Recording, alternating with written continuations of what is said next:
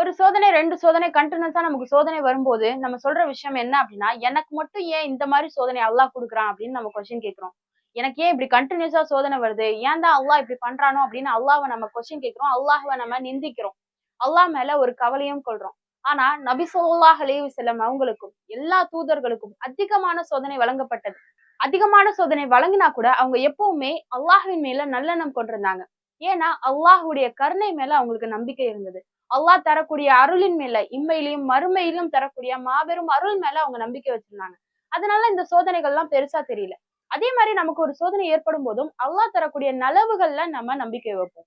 நமக்கு அல்லாஹ் சொர்க்கத்தை தரப்போறான். அதுக்காக தான் இந்த சோதனைய குடுக்குறான். அப்படின்னு நம்ம நினைக்கும்போது, நமக்கு ஏன் தர்றான்? எனக்கு மட்டும் ஏன் இந்த சோதனை அப்படின்னு நம்ம நினைக்காம இருப்போம்.